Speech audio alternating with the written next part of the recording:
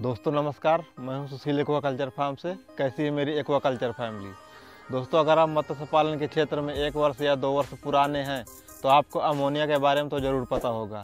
अगर नहीं पता तो आज की इस वीडियो में मैं इसी पर डिस्कस करने वाला हूं कि अमोनिया किस प्रकार बनता है और इसका क्या सोल्यूशन है। तो बने रहे वीडियो में कंटिन्यू। चलिए वीडियो को स्टार्ट करते हैं।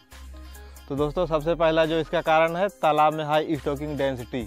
दोस्तों अगर आप अपने तालाब के एरिया के हिसाब से आप मछली नहीं डालेंगे तो आपके तालाब में अमोनिया बनना तय है। इससे आप रोक नहीं पाएंगे। इसलिए ध्यान रहे, जब भी आप मत्स्य पालन करें तो अपने तालाब के एरिया के हिसाब से मछली स्टॉक करें अपने तालाब में। अगर आपका 1 एकड़ का तालाब है तो IMC जो है कि 4,500 से 5,000 स्टॉक करें। कैटफिश जो है कि 10 से 15,000 स्टॉक करें। ये हो गया आपका पहला कारण अमोनिया बनने का। दोस्तों जो इसका दूसरा कारण है वो है एक्स्ट्रा फीड। दोस्तों अगर आप अपनी मछलियों को बॉडी वेट के हिसाब से फीड नहीं देंगे तो आपको लॉस भी होगा, क्योंकि जो वो फीड होता है महंगा होता है। क्योंकि मछली पालन करने में सबसे ज़्यादा जो खर्च आता है वो होता है फीड का। अगर आप फीड अपनी बॉडी वेट के हिसाब से मछलियों को नहीं देंगे तो आपको काफ़ी नुकसान उठाना पड़ सकता है। मछलियाँ उसे सही से कंज्यूम नहीं कर पाती, वो जाके नीचे स्लज बन जाता है और वही अमोनिया जनरेट कर देता है।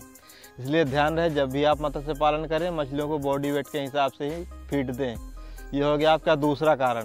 दोस्तों जो इसका तीसरा कारण है वो है हाई pH। दोस्तों मछली पालन में जो है कि pH का बहुत बड़ा रोल है। अगर आपके तालाब के पैरामीटर सही नहीं रहेंगे तो आपकी मछली ग्रोथ भी नहीं करेगी और अमोनिया बनेगा। इसलिए ध्यान रहे, जब भी आप मत्स्य पालन करें 1 एकड़ या 2 एकड़ से आप कर रहे हैं तो आपको एक वाटर टेस्टिंग किट जरूर रखनी चाहिए अपने तालाब में। क्योंकि तालाब में कोई भी बीमारी बनेगी तो जो है कि पैरामीटर ख़राब होने से ही बनेगी। इसलिए ध्यान रहे, आपको वाटर टेस्टिंग किट जरूर अपने तालाब पर एक रखना है। यह हो गया आपका तीसरा कारण। दोस्तों जो इसका चौथा कारण है वो है ऑक्सीजन। दोस्तों अगर आपके तालाब में ऑक्सीजन की समस्या हो गई तो आपके तालाब में अमोनिया बन जाएगा। इसलिए ध्यान रहे, जब भी आप अपने तालाब का चुनाव करें मत्स्य पालन के लिए, जहाँ पे अच्छी खासी धूप लगती हो वहाँ का तालाब का चुनाव करें, नहीं तो आपको काफ़ी नुकसान उठाना पड़ सकता है। दोस्तों अमोनिया एक ऐसी गैस है कि आपकी मछलियों को मिनटों में ही ख़त्म कर सकती है। इसलिए ध्यान रहे कि आप अपने तालाब पर हमेशा विजिट करते रहें। इससे आपको जो है कि पता चलेगा कि हमारी मछली बीमार है या ठीक है। ये हो गया आपका चौथा कारण।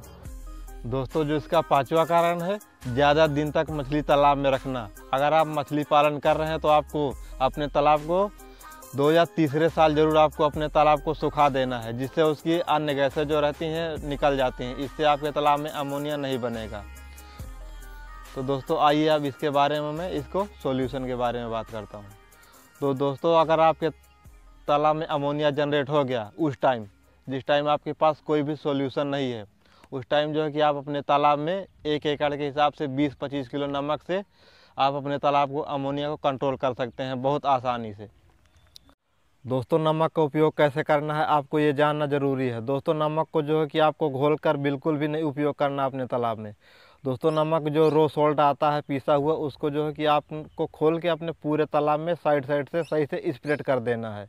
अगर आपको बीच में जाने की सुविधा हो तो आप बीच में जाकर भी इसे सही से स्प्रेड कर दें। इससे जो है कि आपके तालाब का अमोनिया 5 से 6 घंटों में एकदम से कंट्रोल हो जाता है। इसका मैंने खुद अपने तालाब में रिजल्ट लिया है। नमक में जो है कि ऐसे पदार्थ पाए जाते हैं कि जो तुरंत बैक्टीरिया को तालाब के तुरंत मार देते हैं। इसलिए जो है कि आपके तालाब का अमोनिया तुरंत कंट्रोल हो जाता है 5 से 6 घंटों में। अगर आप इसके बाद कोई अन्य प्रोडक्ट यूज करते हैं जैसे यूका फ्रेश हो गया, जियोलाइट हो गया, ये इनकी जो है कि कॉस्ट कुछ हाई रहती है। उसी जगह पर आपको नमक यूज करना है। नमक आपका हाईली से 4 से 5 रुपये पर केजी आता है। इससे जो है कि आपके तालाब का अमोनिया बहुत फास्ट कंट्रोल हो जाता है। तो बने रहे सुशील एक्वाकल्चर के यूट्यूब चैनल पर, जानते रहे फिश से रिलेटेड छोटी से छोटी बातें। धन्यवाद।